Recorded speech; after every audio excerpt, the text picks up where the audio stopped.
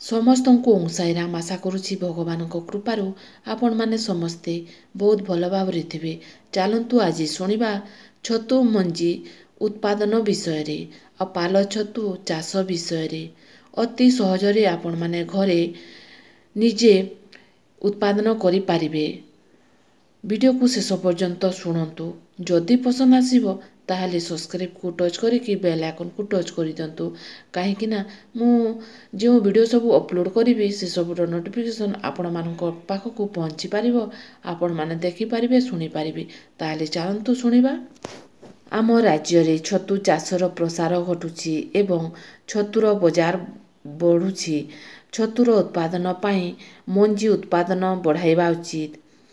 ଛତୁ ମଞ୍ଜିକୁ ସାଧାରଣତଃ କାଚ ବୋତଲରେ କରାଯାଇଥାଏ। ଛତୁ ମଞ୍ଜି ଉତ୍ପାଦନ ପ୍ରଣାଳୀ ଅତି ସରଳ ଓ ପାଠୁଆ ଅଳ୍ପ ପାଠୁଆ ସମସ୍ତେ ଏହା କରିପାରିବେ। ପିଡ଼ିଏ ମାଧ୍ୟମରେ ଛତୁ ମାଇସେଲିୟମ୍ ଭଲ ବଢ଼େ। ଏଥିପାଇଁ 200 ଗ୍ରାମ ଚୋପା ଛଡ଼ା ଆଲୁକୁ ଛୋଟ ଛୋଟ କରି କାଟି ଅଧ ଲିଟର ପାଣିରେ ଅଧଘଣ୍ଟା ସିଝାଇ ଆଲୁ ନରମ ହୋଇଗଲେ ପାଣି ନିଆଯାଏ।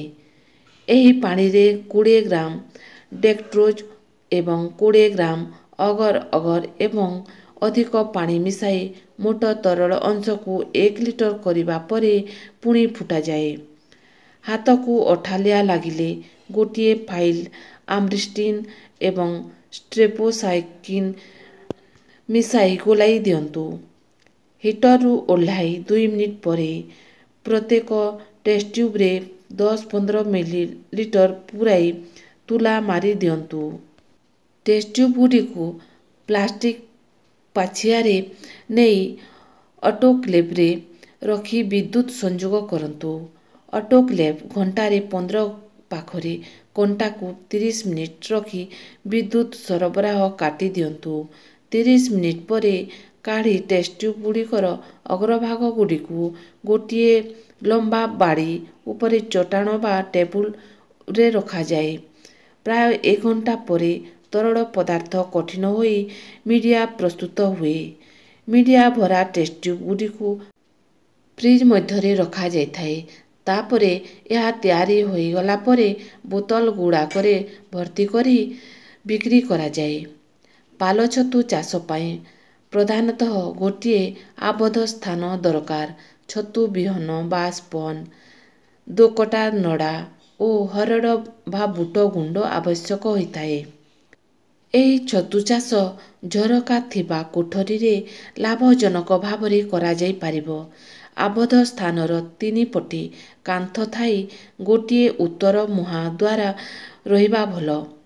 କୋଠରୀ ଭିତରେ ଅଳ୍ପ ଆଲୋକ ଓ ଅଳ୍ପ ପବନ ଚଳାଚଳ କରିବା ଦରକାର। ସିଧା ସୂର୍ଯ୍ୟକିରଣ ଓ ଅଧିକ ପବନ ବା ଅତି କମ୍ ପବନ କ୍ଷତିକାରକ। ଛତୁ ବିହନକୁ ସ୍ପନ୍ କହନ୍ତି।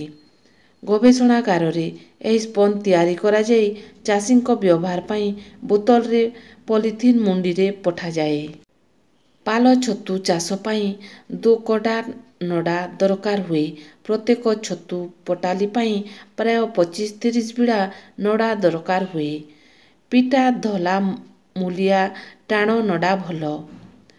ହରଡ଼ ବା ବୁଟ ଗୁଣ୍ଡ ଛତୁ ବିହନକୁ ପୁଷ୍ଟିସାର ଜାତୀୟ ଖାଦ୍ୟ ଯୋଗାଇଥାଏ। ପ୍ରତ୍ୟେକ ଛତୁ ପଟାଲି ପାଇଁ ପ୍ରାୟ 250 ଗ୍ରାମ ଗୁଣ୍ଡ ବ୍ୟବହାର କରାଯାଇଥାଏ। ପ୍ରଥମେ ଦୋକଟା ନଡ଼ାକୁ 12-16 ଘଣ୍ଟା ପାଇଁ ପାଣିରେ ଭିଜାଇ ଦିଅନ୍ତୁ।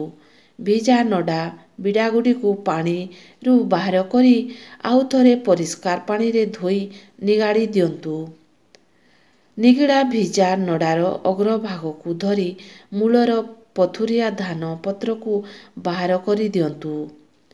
ଏହି ନଡ଼ାକୁ ବିଡ଼ା ବାନ୍ଧି ଗରମ ପାଣିରେ ଏହାର ମୂଳ ଭାଗକୁ ବିଡ଼ା କରି ବୁଡ଼ାଇ ମୂଳ ଭାଗକୁ ସାମାନ୍ୟ ଉଚ୍ଚରେ ରଖି ଗଡ଼ାଣିଆ ଭାବେ ଥାକ ମାରନ୍ତୁ। ଗରମ ପାଣିରେ ନଡ଼ା ନ ବୁଡ଼ାଇ 2ଟି ବାଲଟି ଗରମ ପାଣି ଛପର ଢାଳନ୍ତୁ। ଏହାଦ୍ୱାରା ଗରମ ବାମ୍ଫରେ ନଡ଼ା ଆଂଶିକ ବିଶୋଧିତ ହୋଇଯିବ। ନିଗିଡ଼ା ଓ ଓଦା ନଡ଼ାକୁ 10-15 ମିନିଟ୍ ପାଇଁ ଚଉଡ଼ା ପାତ୍ରରେ ପକାଇ ବାହାର କରି ସିଧା ଭାବରେ ରଖି ଦିଅନ୍ତୁ। ଫଳରେ 2-3 ଘଣ୍ଟା ମଧ୍ୟରେ ପାଣି ନିଗିଡ଼ି ଯିବ ଓ ନଡ଼ାରେ ଥିବା ଜୀବାଣୁ କେତେକାଂଶରେ ମରିଯିବେ। 2 ଫୁଟ ଲମ୍ବ 2 ଫୁଟ ଚଉଡ଼ାର ଏକ ବାଉଁଶ କିମ୍ବା କାଠ ଭାଡ଼ି ତିଆରି କରନ୍ତୁ, ଯେପରିକି ତାହା 25-30 ବିଡ଼ା ନଡ଼ାର ଓଜନ ସମ୍ଭାଳି ପାରିବ। ଏହି ଭାଡ଼ି ବା ମଞ୍ଚାଟି ଭୂମି ପତନରୁ ଅଧ ମିଟର ଉପରେ ରହିବା ଉଚିତ। ଏହାଦ୍ୱାରା ଭାଡ଼ି ତଳେ ଫୁଟିଥିବା ଛତୁଗୁଡ଼ିକୁ ଅମଳ କରିବା ପାଇଁ ସମ୍ଭବ ହୋଇଥାଏ ଓ ଭାଡ଼ି ଭିତରେ ବାୟୁ ଚଳାଚଳ ଭଲ ହୋଇପାରେ। ଏପରି ଭାବରେ ଛତୁ ଚାଷ ଉତ୍ପାଦନ କରାଯାଏ। ଯଦି ଭିଡ଼ିଓ ପସନ୍ଦ ଆସିଲା ତାହେଲେ ଲାଇକ୍, ସବସ୍କ୍ରାଇବ୍, ସେୟାର କରନ୍ତୁ। ସବସ୍କ୍ରାଇବ୍କୁ ଟଚ୍ କରିକି ବେଲ୍ ଆଇକନ୍କୁ ଟଚ୍ କରିଦିଅନ୍ତୁ, କାହିଁକିନା ମୁଁ ଯାହା ବି ଭିଡ଼ିଓ ଅପଲୋଡ଼ କରିବି ସେସବୁର ନୋଟିଫିକେସନ୍ ଆପଣମାନଙ୍କ ପାଖକୁ ପହଞ୍ଚି ପାରିବ ଆଉ ଆପଣମାନେ ଦେଖିପାରିବେ, ଶୁଣିପାରିବେ। ତାହେଲେ ରହୁଛି। ଓଁ ସାଇରାମ, ଜୟ ସାଇରାମ।